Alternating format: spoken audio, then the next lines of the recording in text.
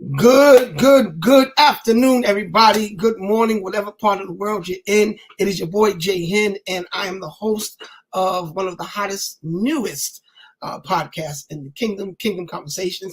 And listen, I'm excited today because I'm blessed, guys, to sit down and talk to some amazing gifts within the kingdom, in the marketplace as well. But it's not that often that I actually get to sit down and have a heart-to-heart with one of my closest friends.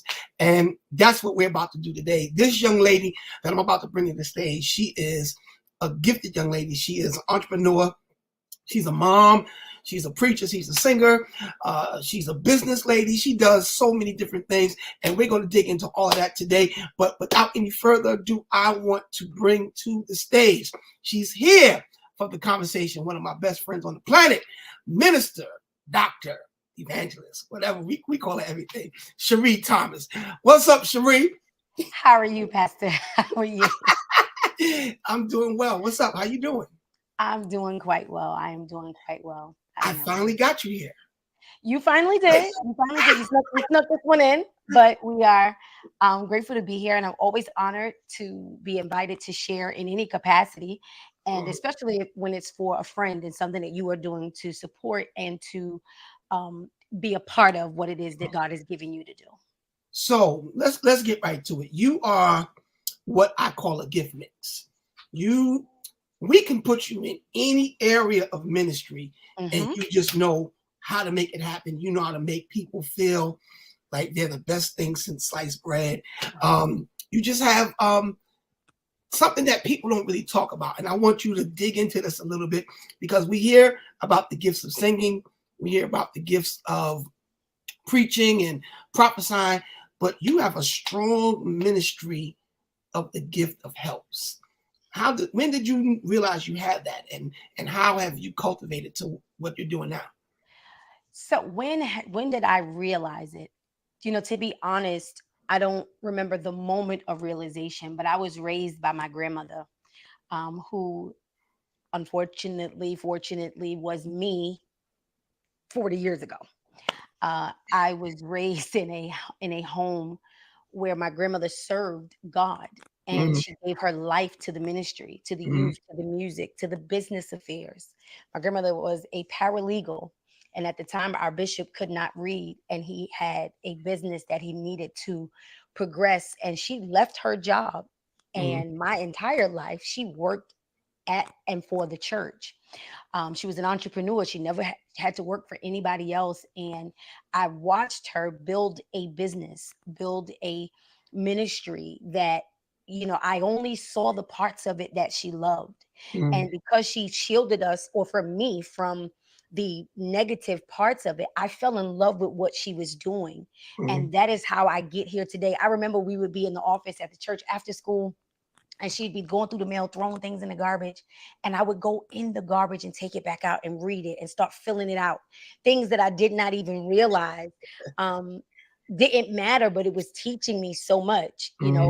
At 15, I already knew what a 501c3 was. I was so invested into what she loved, and I fell in love with it myself. So I guess the day of realization, I think it was a conversation between you and I one day, and you were like, you turning into your grandmother. I think that kind of was my kumbaya moment, I guess, realizing that really was where it's at. And it's being cultivated, of course, now in my current ministry under the leadership of Bishop Darrell Hill, where I am able to serve in those capacities as well. And I think what people don't talk about is the other side of the gift mix, that has its challenges that are ever present. Come on here. But now that you brought that up, how do you stay focused and dedicated? Because the challenges people really don't see. People only see the end result of a thing. Absolutely. But how do you stay focused when things get tough, when you feel discouraged? Because as strong as we present, people don't understand that there are a lot of downtime. There are a lot of times that we like, you know what? The hell with this. I'm not doing this no more. I quit. But how, that's one thing I love about you. your work ethics. I think that's one of the things that attracted me to you to even want to connect with you. I saw a work ethic in you. How is it that you keep that going, especially in the difficult times? The first thing is you gotta, I know people present this like, in order for you to be what God has called you to be, you have to absolutely hate it. Like that is Mm, the mm, sign mm, that God's hand is on you. If you just don't want to do it and you feel dragged into this and misery, first thing is you got to love what you're doing, right, right. you know? And the love for what I'm doing was embedded in me as a child. Mm-hmm, So even when things get rocky, I know 100% sure that I first love what I'm doing and what I'm assigned to do. That's mm, first. The second thing is you need a support system. mm-hmm, And one thing that I'm realizing is I used to, want to know, well, God, why don't I have a bunch of girlfriends that are my age and like doing regular things? And I started to realize that the people that God had placed in my life was for this moment. So mm-hmm, these moments where I want to give up or I want to give in, there's a person that I can call and talk to, that I mm-hmm, can vent to, that can speak into me. They say, Ree, don't move just yet. Just wait. It's mm-hmm, difficult. That support system. So loving what I do, the support system that is around me, and honestly, prayer. mm-hmm, Over the last couple of months, I will say my prayer life has even increased on another level. mm-hmm, And that has helped me because sometimes people see a 60-second snippet of what's happening in your life, and they see that 60 seconds happening once a week for a couple of months, and they start to see the positive sides. But you mm-hmm. have moments where it's just you and God, like, bro, what we doing? Right. Absolutely. Absolutely.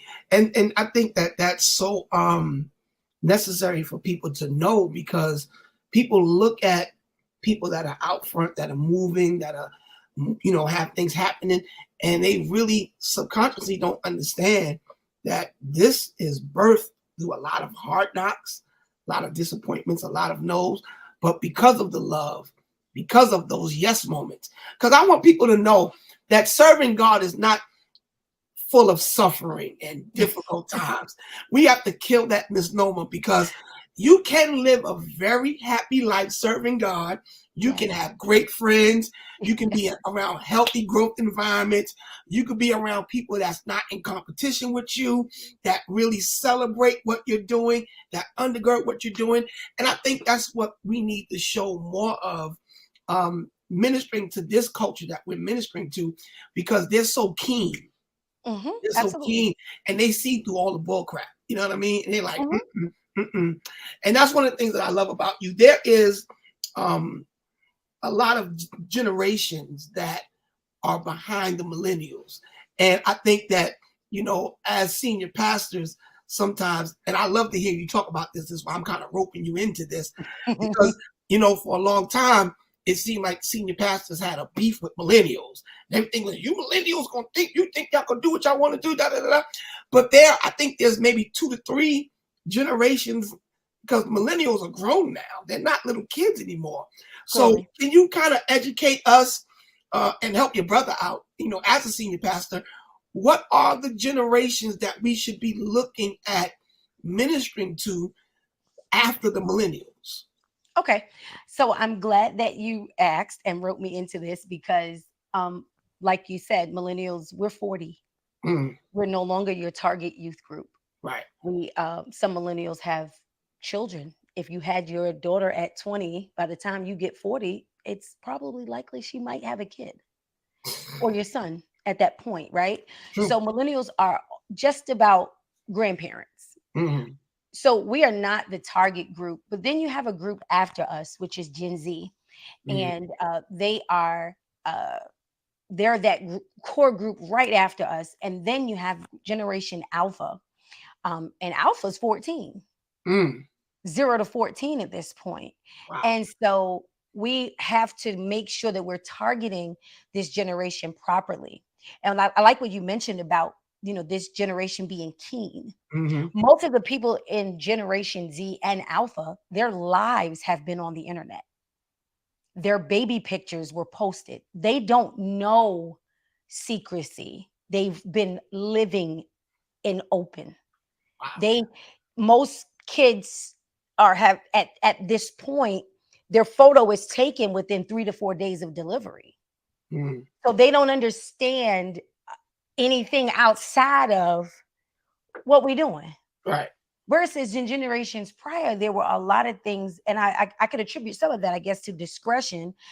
Also, some of that to uh, if you act like you don't see it, it really didn't happen, kind of thing. Right. And now we are moving forward with a generation that is now very much in tune, Mm. and there's a level of transparency that they live with. So that is the reason why they expect a level of transparency. Mm. And I think that that is one of the things that we have to, especially in youth ministry, make sure that we're targeting people properly and knowing, that this generation that's come in, especially these new babies, church during the week is online. Mm. So, running a 4 night back to school revival is just not going to work. This is just Right. not the culture that we have been, that we are currently in. And I think it is important as senior pastors, as leaders, as at as ministry people, period, the Mm. world at large, to make sure that we are targeting the right groups the way that they need to be targeted. You can't force me to understand your language if you want me to understand you. You have to speak what I speak.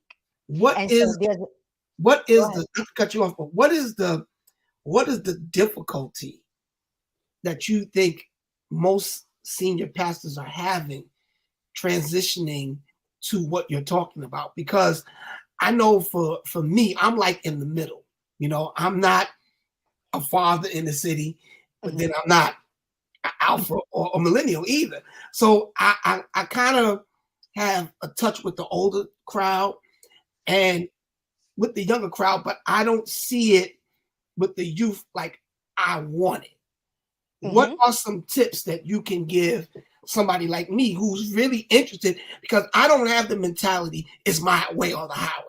That's Mhm. not the way I think as a pastor. I'm interested in, number one, not forgetting about the millennials, but not targeting them to kind of shield my inability to shift with the shift. Got it. Because that's what I think that is. You know, Pastors target the millennials because that's just it's what we call a soft target, you Mhm. know, because there's such a strong pivot that has happened in the church, especially after COVID, that left a lot of senior leaders almost in culture shock, like, yo, we preached against the social media. Now we got to Mhm. figure out how to hold a stand, and that it was just like crazy for a lot of people. But what do we need to do to kill that disconnect to make sure that we're ministering to the older crowd? Like, for me, I have my mom, my dad, that crowd, but then I have millennials, but then I have Alpha and Gen Z as well. So how do we, or what do you think, being that you are so in touch with both, sides of the spectrum, what are some of the things that senior pastors can do to make sure that they don't lose those three generations? Well, first, I think it's important that we realize um, who your youth leader is very important. Mhm. And sometimes we often assume that the young minister is the youth leader, Right. or or the one who has a profession that works with children is the one that it's a passion. My grandmother is 76 years old, and she is by hands down the best youth leader I have ever experienced in my till this She's moment. she's amazing. Period. Amazing. Right? And so I believe that it is important to pick leaders that are in tune, not by age, because it's not your age, it's not you're young. And I remember Bishop Mason said this when we were at the Covenant Keepers. Remember that day? He said he Mhm. was so grateful that his pastor knew, although he was a young minister, he wasn't a youth leader. Right, right, right. I think that is very important, to identify people that are willing to do the research, are willing to make the sacrifices to be in tune with who you have. I think the challenge most people have with millennials is because we were exposed to what you believed as the truth. We just chose to do different. Whereas you have the Whoa, whoa, whoa, generation, whoa, whoa, whoa, whoa. Say that again. Say that again. Say that again. the challenge with, I believe, the Right. challenges that most have with millennials is We know what you're talking about. Right. We are just choosing not to go with it. Versus Generation Alpha and Z, they don't know what you're talking about. I have no clue. So you're gonna have a complete disconnect. There are some things that I could share with you that I know from your generation. I know from my grandmother. Those are things that my daughter just does not identify with, has no idea what Right. that is, Right. never been exposed to it. So she's not being disobedient, she's disconnected. That's good. Versus someone like myself who chooses to say, I know what you said, but that's not there, that's not written. And if that is written, show me where you got that from, because there's another way. So that's what I believe the issue have maybe cusping from that point of, I know what you believe is the truth, but I'm Mhm. choosing not to subscribe. And I think that if we are going to continue to bridge, you've got to make investments. Now, the blessing that I have is that I have a daughter that's 15. So I Mhm. have an advantage or an inside and my family, and it's full of kids. And so I Mhm. have an advantage, but even it's not easy for me. As you know, I buy books. I Right. read things on the generations, ways to I wish I could find it now. I have this Generation Z Bible. So Mhm. even when I'm running my youth groups, I'm able to connect with them in a way that wasn't necessary for me. Wow. But in order to deal with things and in order, these kids, I mean, I had a youth small group session, and the questions that I was asked, I would have never thought to ask anybody when I was 10. So I think it's important that we are relevant so that we are not missing the generation or targeting what needs that they don't have, Mhm. because the church is not over. Like, No, church is not over. It's not going away. We're just doing things differently. you said something so powerful. I don't even know if you realize what you said. They're not being disobedient. They're just disconnected. Absolutely. Ooh, that's so good. Because a lot of leaders would take it as defiance, but it's not defiance. It's an actual disconnect. Mhm. And my mind at a certain point doesn't comprehend. It's just like with me. I don't comprehend, and I don't minimize, but I don't comprehend church hurt like other Mhm. people do. Because in my mind, it's like, who still does this kind of stuff? Like, who still makes people get up and apologize in front of the church? But there are people that's actually Most still certainly. living through that. And in my mind, I'm like, well, why don't you just leave? Like, there's churches all over the place. Why would you subject yourself to something like that? So there is, that disconnect thing is really real. And I think that part right there is going to help a lot of pastors that have millennials and alpha and Gen Zs, because the idea is, even when people leave my church, I always tell them, it's not about you staying here. Just don't leave God. Stay Right. connected to God. Stay connected to the kingdom. That's the most important thing. And so Most I think important. once we as leaders understand the difference between people being disobedient and just simply being disconnected, it Hmm. will change the culture of our churches Most and certainly. also the conversation that will happen. Because when you think somebody's defying you, you come like a lion. Like, you're not going to do that to me. Now. But if there's disconnect, you understand that there can be no conversion without conversation. So I'm going to Absolutely. talk to you and find out what's on your heartbeat. So that blessed me. Thank you, Thomas. Thank you. Thank you. That was very good. Listen, I'm proud of you. You're dropping gems on here. My God.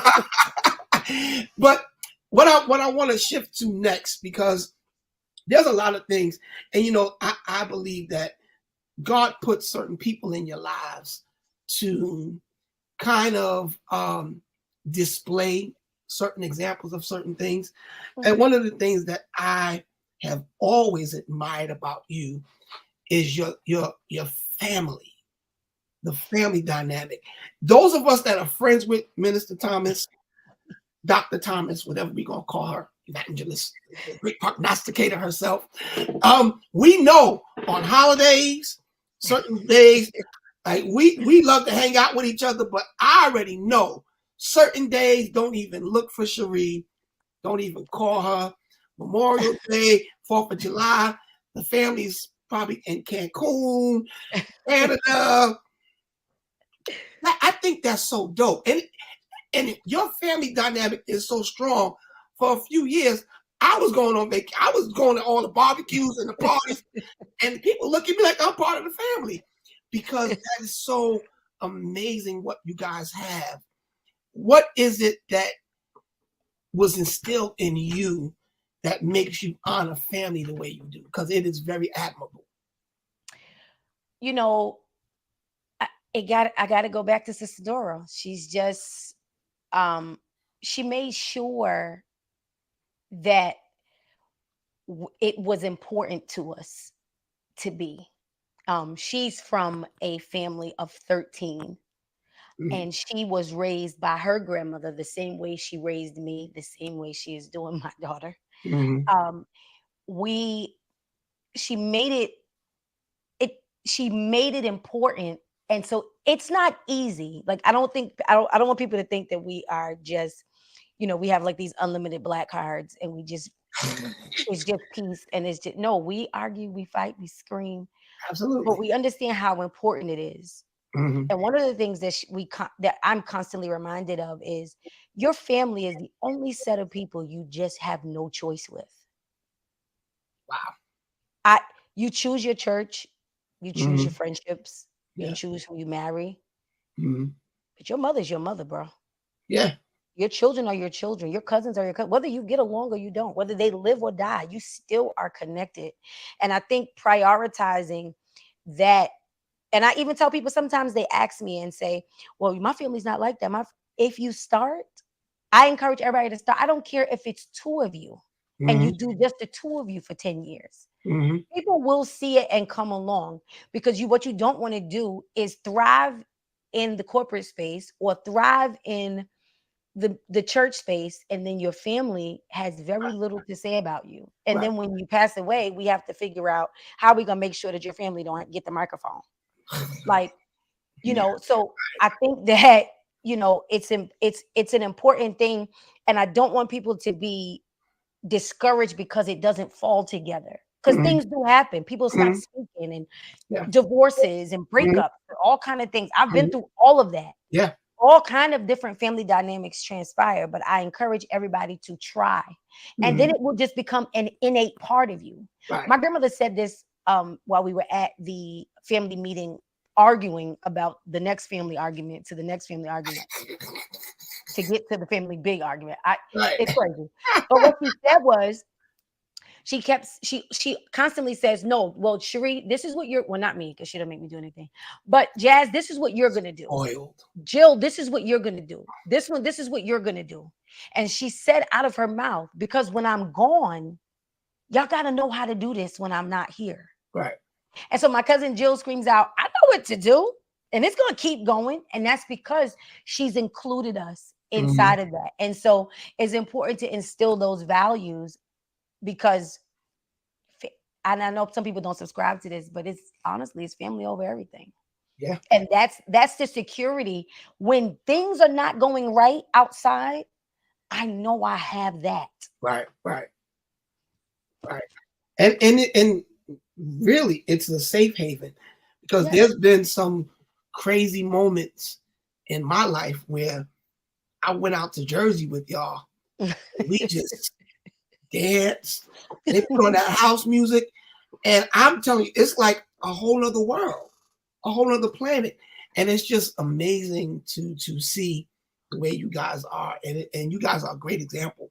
Not saying your family's perfect, because there is no perfect family, but the way y'all come together, I'm here for it all day long, and I'm looking forward, and I'm letting it be known. I need to know when the next gathering is, because I need to come. Absolutely. Right. July 13th and 14th.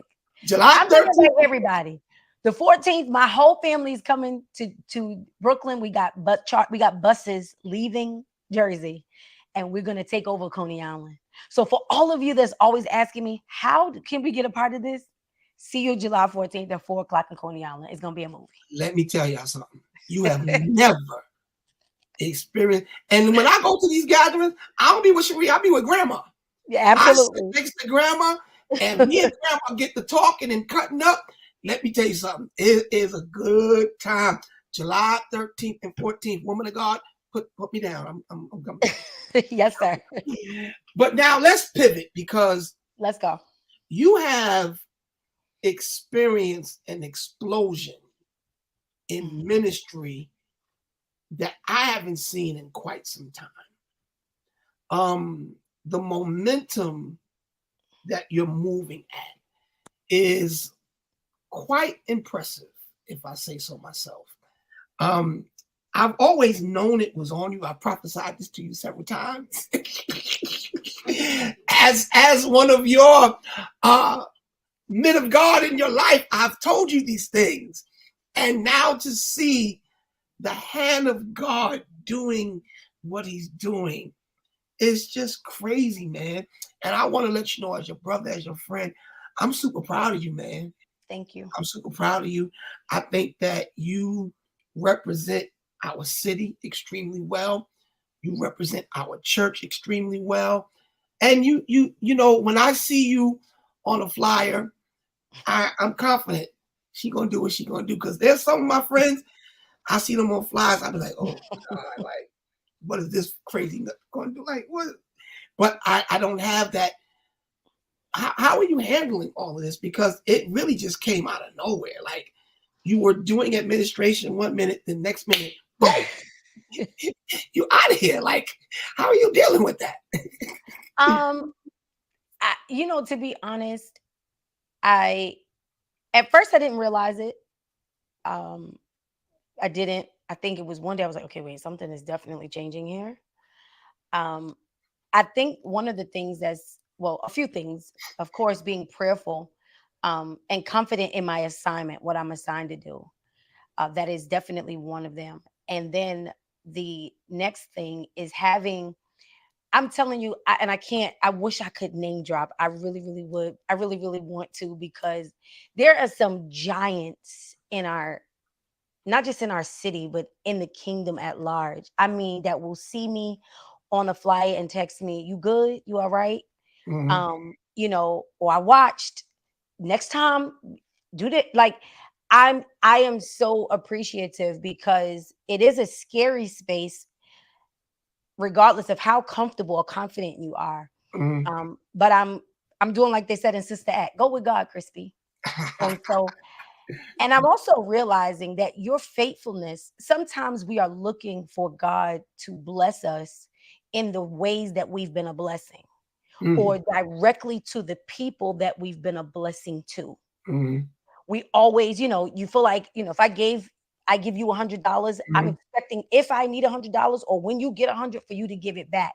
But Right. what I'm realizing about this season of my life is God is rewarding me for things that I have not even kept tabs on. Mm-hmm. For the days that I had to do this when I didn't want to, for the days I Mm-hmm. had to do it embarrassed, for the Mm-hmm. days I had to be present when I was getting publicly divorced. Mm-hmm. All of every time I every time God opens up doors and opportunities, I realize that it is God blessing me for what he has kept record of, and Mm-hmm. he's allowing me to move and be a blessing to other people. And so it is difficult, as you know, because we hung out for many Mm-hmm. years and you have not seen me in a very long time. This is amazing. I'm like, oh, that's what you look like. Okay. Yes. They're you just, it's difficult, Mm-hmm. but sometimes, God does shift you Mm-hmm. in a certain space. And although it's different, I am committed to whatever it is that God is doing in this season. And I think that this happens, it's important that you have the right growth environment around you, Right. because, you know, I'm not gonna lie. At first, I was a little angry. I was like, "What happened to my friend?" I was like, "Now hold it." We hanging out all the time. Then I'm like, "Sheree, let's go." I can't. I gotta study. I was like, I was getting angry. I was like, but then when I started to realize that it was really God Mhm. doing this, I had to honor the will of God for your life. And that's when it became easier for me to deal with it as your friend and move from being bothered to now celebrating it like, go Reed, get him. When you get there, you better kill them. Rip their head off, like just go for the jugular. Because I think that's the type of growth environment we all need to be in. People that understand your matriculation, understand your shifting, and people that won't hold you prisoner to who you were last year. And that is something that is very, very, very, very pivotal for me at this point. Mhm. Because I'm actually very sensitive, although as you know, I'm Mhm. very hard but sensitive at the same time. I never knew that. Shush. So I'm very sensitive, and in this particular season of my life, I am ultra sensitive to everything. I mean, and I just feel like sometimes it's impossible for us to be spiritual beings and everything's natural. Right. And I think it's important to be connected to people that are also spiritual, that understand that sometimes you could be dangerous to yourself.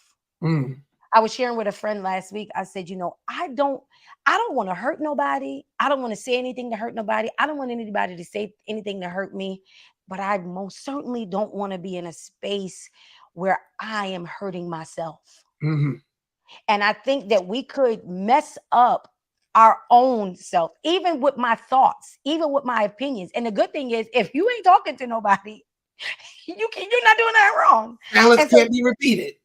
Nothing can be repeated. Yeah. And so I'm just you know what? And I've accepted that this is just God. I'll just take it for as long as I need to be in this particular realm of study. It's not just not doing anything, but reading and buying things. I wish I could turn my camera around and show you guys all of the things that I've started to read and the passion that I have for it. I think it's important to understand the season that you're in. And not that I won't come out of hibernation. Yeah, I mean, it's important because even when God wanted to give John the vision of Revelation, he sent him to Patmos. And he was on Patmos by himself. But he was only on Patmos to receive revelation. God didn't keep him there, but he had to send him there because he was around too many people. So he gives him revelation at Patmos, but then sends him back to Ephesus. Yes. And when he gets to Ephesus, that's when he writes it. That's when he begins to minister to the people. But that alone time with God was so pivotal to him receiving what was going to be one of the most monumental writings of the scriptures. He had to have that alone time with God. So what I used to look at as an offense, I look at as an absolute necessity. It's a necessity now that in order for us to get where we need to be in God, that alone time, because now I'm in a place where I love being with Jason. Yes. And I couldn't say that all the time. I always used to have be in the mix and be here. Let me tell you something. I'm happy going to work when I got to go to work, go to my church, and I love my house. I love being home. I love my Frank Sinatra music. I just love, I'm just in such a space where I love me now. Yes. And is that part of, your happiness? Because you seem at such a different level of peace now, such a different level of happiness. We have this thing when we call each other, we greet each other, praise. And as soon as we say that, we just start laughing because I think we're all in a healthy space now. Right. Absolutely. It can, sharpen each other. Because you've helped me, you brought up your public divorce. You've given me some advice now that I'm going through, the same thing. And it's like, that's why God puts people together, because that scripture that talks about iron sharpening iron, as one man sharpens another, it's not just for preaching. No. It's for life skills as well. Absolutely. And you went through that so you could help me get through it. And so thank you for being that type of friend that's not afraid to share your scars, because at one point I was like, I don't know, Reed, what am I doing? What am I doing? He was like, yo, Jay, boom, boom, boom, boom, boom, boom. And it was your experience talking, and it had weight behind it, because it's one thing to hear about God being the healer. But when you go through sickness, you know it. So you've been through certain things in your life where you speak with a level of authority now that holds weight. So, thank you for that. Appreciate You're that. welcome. Yes. Yeah. But now let's get to, we dealt with the ministry part of Sheree Mm-hmm. Thomas, which Where is is, this going? hey, now we're going to have a little fun. Praise the name of God. Praise the name of God. You put out a single a few years ago. You know, Are I you can't. ever, are you ever going to do any more music? No. I'm very upset behind this. And I said, I'm going to call you out in front of the world. You are one of the best worship leaders, and you steal a lot of my riffs. And we're going to talk about that because my lawyer is They're too. actually my grandmother's, if you listen closely. Yeah, Okay. and I've been meaning to talk to her too. Because I was over at Mount Olive when I was a little kid singing as well. Praise him. Talk to Bishop about that. But why won't you do any music, Sheree? Like, what's You know going what? Let me not say that because more often now people have asked me what I love about social media. This is just a sidebar because before you used to just meet people you saw, on? Right. right? And it's just like if you didn't see them or drive down south to your cousin's house and see them there, or you just didn't know people. Right. But now more than ever, people are asking to if I want to record. I've had some producers from not Chicago, what's that? Detroit. Mm-hmm. People have volunteered. Yeah.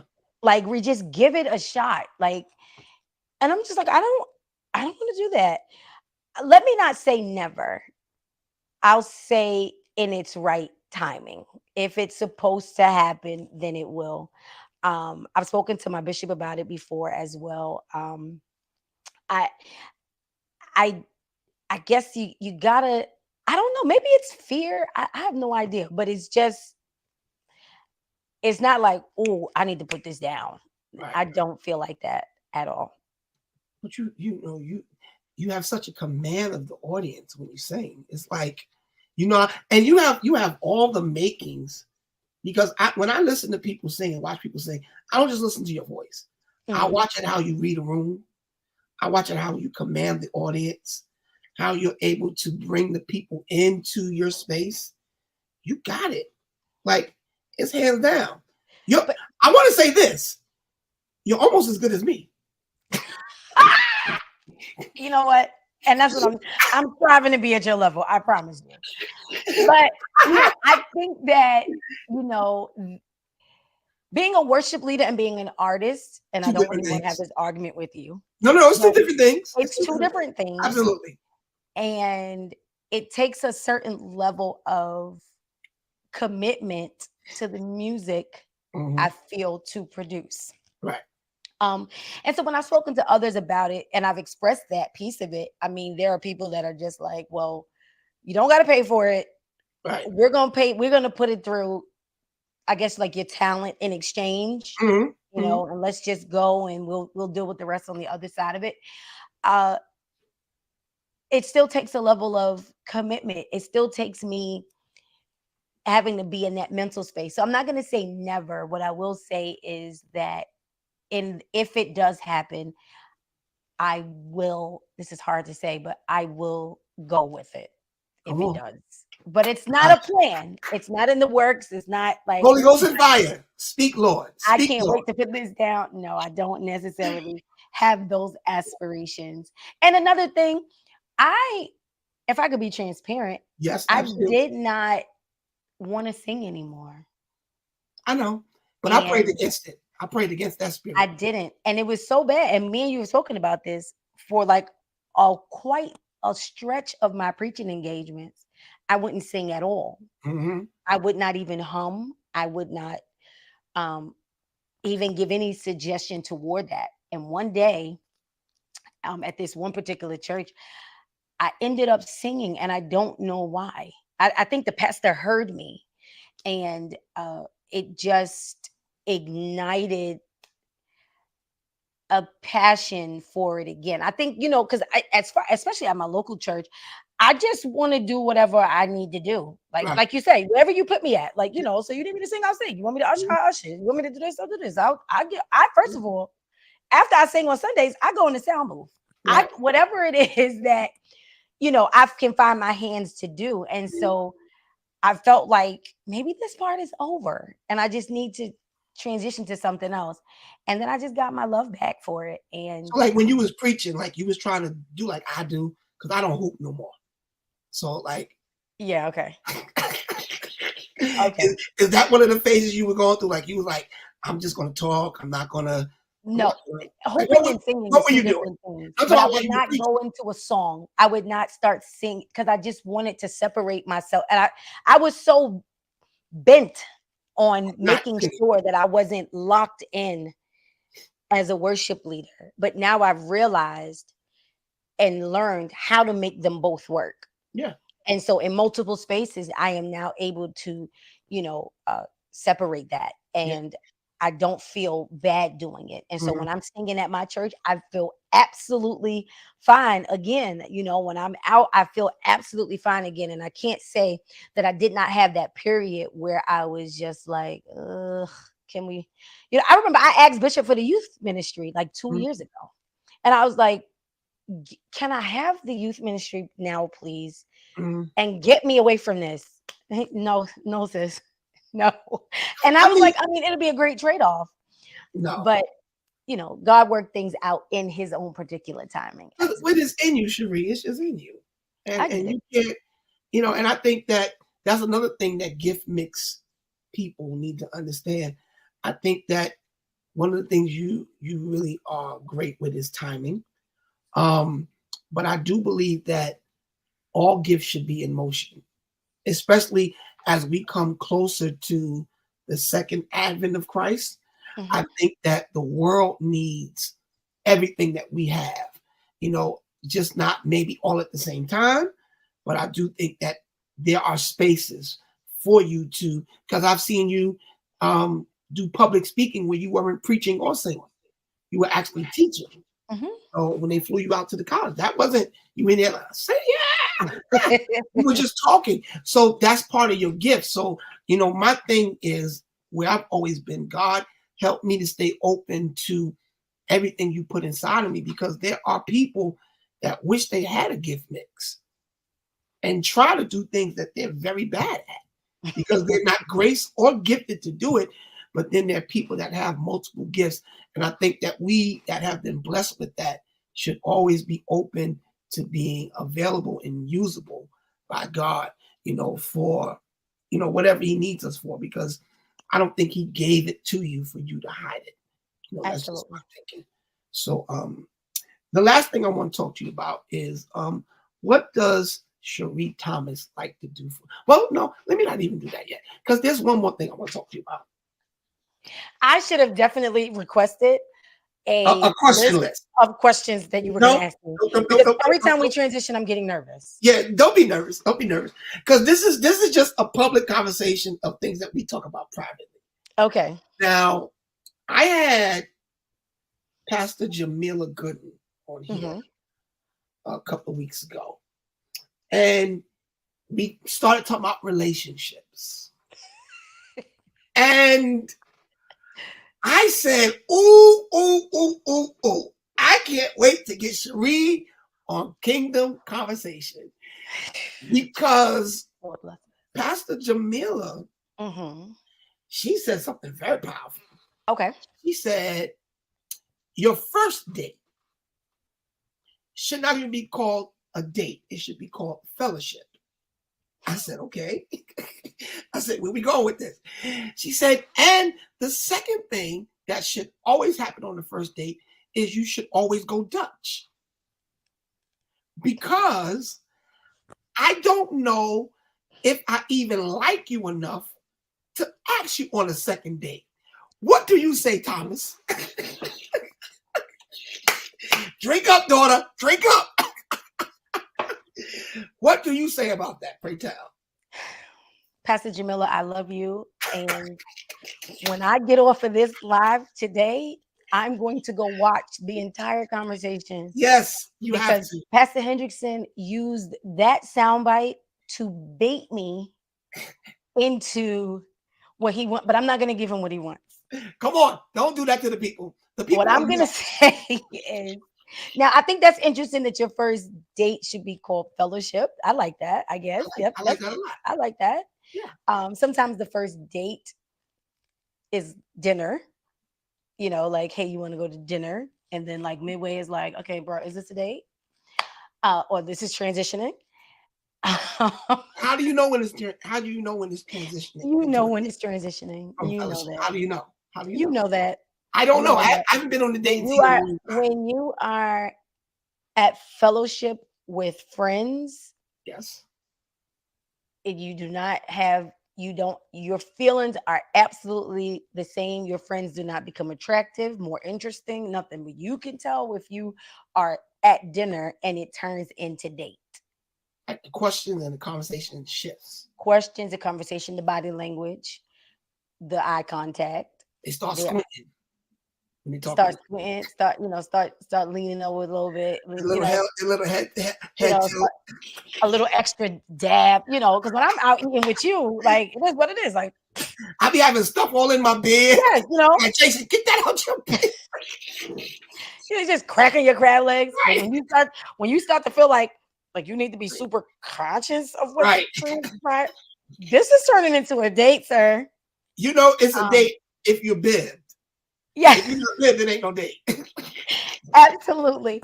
But to the Dutch thing, Yes. That's the part I want to get to with you. I know that's why you asked me that. Yes. I'm not going Dutch with nobody on no, no. It's heavy on no.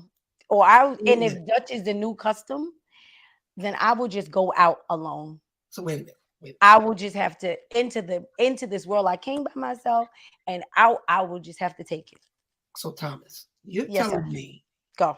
that if you are out with a young man Mm-hmm. and you don't know his financial status, you don't know, Mm-hmm. because that's another thing that she talked about. She's like, because with the whole thing on social Yeah. media, I'm not going to Cheesecake Factory. You're not taking me. Da, da, da. See, my issue is this. You know me. You know how I am. I live a certain lifestyle anyway. I'm going to go eat at certain places anyway. But I have a problem if Mm-hmm. you're a young lady that I'm trying to date, and Mm-hmm. I know you and your family have only eaten at Friendlies and Mm-hmm. maybe Outback during income tax time. Mm-hmm. Don't come to me acting like I gotta take you to Ruth Chris, because that's not realistic. Yes, ma'am. Go. So I'm not stuck on the place. Okay, that's good. I'm very simple. I'm There's very hope. simple. There's hope for the world. So first off, I don't even like most fancy restaurants. I don't like the food, and you know that. Like, That right, I could have a successful date in the park. right. The issue I have is going Dutch. I don't care if it's $2 or 2,000. If I got to split a bill with you, this is our last date. This is the last time you will ever see me But again. that's why. But I want to know why. Because I just feel like again, this is not This is you. Bible. This is This is you. just me. Yes. I just feel like a man should take care of that. Now, again, at some point, I might pay the bill. You know, I If might I just just met you, I'm obligated to take care of that from the you're gate. not you're not obligated to do anything, but the moment the bill comes and he says 45, 45. You had cheeseburger, a milkshake, and onion Yeah. rings. That was 37.35. And Actually, the time that someone asks me to go Dutch on the first encounter, I'm probably going to go into hibernation from dating for 5 to 10 years. I don't think I would be able to recover from that. And again, I want to be clear that I'm okay with Cheesecake Factory. I'm okay. I am more into the quality of the time rather than the space of the time. And if it's a place where we can B, that we are both able to talk and interact. I'm more concerned about the conversation, and Mhm. that when I'm talking to you, that you're looking me in my face, Mhm. or that, when I'm making a point, that you can answer the question. One thing that is absolutely amazing, to ask a man a question and he's able to answer the question unassisted. Those are the things that I'm looking for on my first interaction. Okay. That I could ask, so what do you feel about that? And you're able to answer the question without me having to say, well, what else did you feel? And what made you feel like that? Those that's what I'm looking for. That you can answer a question unassisted, that you're not looking for a secretary, that you are 100% able to answer questions. You can, like, I'm not worried about, but I'm not paying, no. I'm not splitting no check with you. So don't take me if you need to split the check.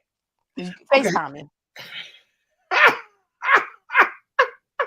No. And I know you're about to try and bait me with this too. I do I'm not not. believe, I already know where you're Go going with ahead. Go this. ahead. Say what you want to I say. do not believe 50-50 with bills. I don't believe that. I wasn't. I wasn't even going to bring that up. Oh, okay. Because I knew, I don't. I I don't know, want to fight. yeah. I don't want to fight. And if we start talking about them bills, this is going to turn into a fight, and it's going to mess up the whole podcast. Okay, I'm sorry. Yes. So we're not going to talk about that. What I will. This is something else. From the gate, you gotta go. You gotta go. You gotta pay for everything. Yes. Listen, we cannot remove, we're not equal. What if I don't like you? Men and women don't take me out. No, but I won't. I don't know that Well, until talk to after me the enough. date. Let me explain this to you. On the telephone, I already know if I like you. I think we have to do a better job at our interview, so that we're Gathering, not wasting time on the first day. gathering data. Because if you get a lot done prior to, that's why jobs have orientation. So that by the time we get to the first day, we've cleared up a lot of this. You're at your first day at work learning the job. You're not filling out W-4s. You've already taken care of that. I think the issue is you need to make sure that you're doing all of your necessary paperwork It's about to get serious. prior Put my to the glasses. first date. I'm about to put on my therapist hat. So now, Sheree, Go ahead, sir. if we go out, right, Yes, and sir. the date crashes and burns, Yes, sir. as well, let's go here. As saved young people, Yes. do you think that the church has prepared single people to date properly? I don't think dating is the church's responsibility. So where do we? Because that's a great point too, because we say that a lot. So Yeah. where do you learn how to date properly? Family? You should be learning that at home. I think I'm not a fan of mixing things. Like, the church is not responsible to do anything but perform your ceremony that day. They're not responsible to help you stay married. It is not the responsibility. Now, again, some churches uh may have areas that are able to assist you with that kind of stuff, but Mhm. it's not necessary. Um, I think that some things are just left up to you. Mhm. And I can't even say you could, because if you look at your family dynamic, most of our family dynamics haven't succeeded in those areas either. So you Right. can't expect your mother to teach you something she does not know. Right. I think it's important for me, even like with me, like I'm constantly praying, God, prepare me, Mhm. help me. Now, the beneficial part about me at this point in my life is I've been divorced. And Mhm. unfortunately, a lot of the things I learned about being a partner is in my separation, which Mhm. is what I am trying to make sure that my daughter knows before she goes into it. Right. So that the cycle is not repeated. But that is my responsibility, not her youth leader, not her pastor. Good. So now that you have been divorced, would you marry again? Absolutely. I would. And again, it would have to be right. And you gotta back into that slowly. You know what I'm saying? You What gotta are the keep deal breakers for you? Like, what are the deal breakers? Jesus. Pastor Hendrickson, I I need a PR person to screen the questions that you're gonna ask me. The deal breakers, you Yes, gotta be saved. You gotta be saved. You gotta be saved. You gotta be saved. because You you know gotta what's gonna be, happen. People are gonna see this, and I know. I don't want these guys getting in your inbox and all that. And I don't want y'all thinking that if y'all nice to me, that you can get a shot. It doesn't work. Several people have tried it, and we got to just put it out there. The way to get to Sheree is not through Pastor J. You can't do that. You have to win her heart on your own, gentlemen. And I'm trying to let her give a little, free roll to what it would take. But I'm not gonna let you do no more. You already said enough. Because the right man that comes, they're just gonna win your heart just like that. Absolutely. I'm gonna send them. But the last thing I want to ask you, what do you like to do for fun? Right now, what I enjoy doing, I enjoy the sound of nature. Mm-hmm. I'm starting to enjoy that and appreciate that much more. So I like to do things outside, be it by the water, in the yard. Uh, I have really developed a passion for reading that I've never had like this before. So I enjoy reading. I enjoy sparring the scripture. I love to put uh, a text in a group thread full of beastly preachers and just watch it just go all over the place. Um, I enjoy healthy, good time now. Like I think that um, I enjoy meeting new people. Mm-hmm. I enjoy that. I am enjoying new places, new spaces, new culture. One of the things that I love now about I'm pretty much just adopted into the Haitian community overall. Like I love learning new things about how people are alike and different at the same time. So those are some of the things I like to do for fun. Of course, my family, which is fun and stress at the same time, and Mm-hmm. friends like yourself, you Mm-hmm. know. But those are some things that I enjoy doing for fun That's currently. dope. That's dope. Well, Sheree, I know you thought that this was going to be me just asking you all types of crazy questions and stuff, but I really think this. We have been online together several times, and we have had some great conversations. But I just wanted people to see a more serious Absolutely. side of our relationship and the honor and respect that we do have for each other. And I want to Absolutely. really thank you for coming to the conversation. And what I do at the end of the show, especially for people that I honor, is I leave and I give you the stage, and you can just say whatever God puts on your heart to inspire those that will watch, those that will watch later, and come into contact with you and your ministry. So the floor is yours.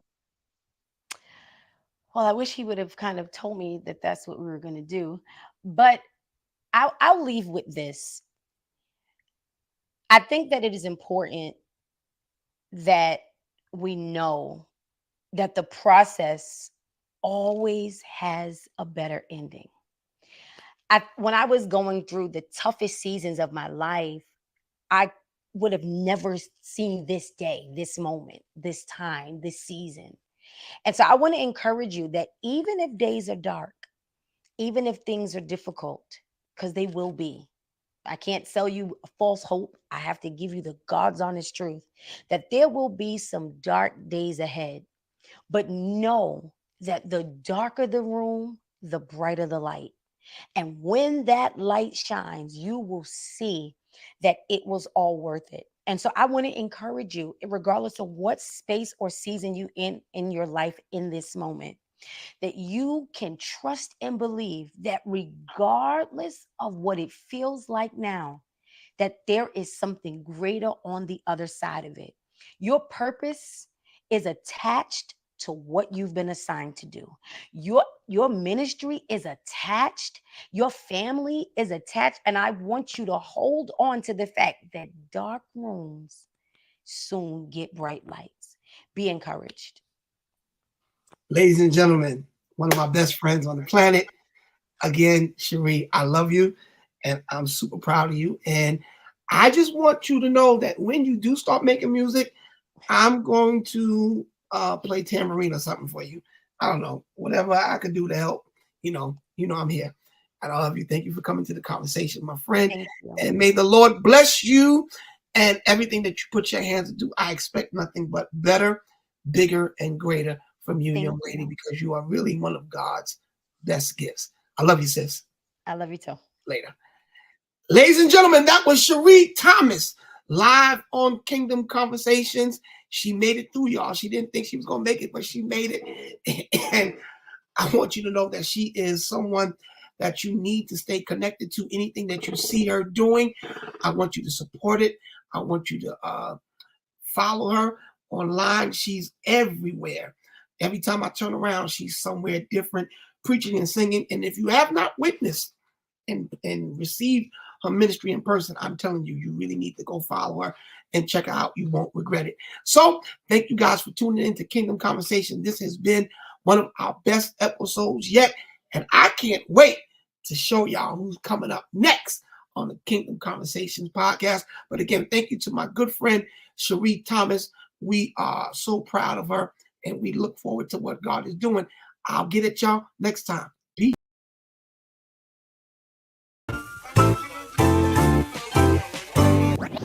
Switch it.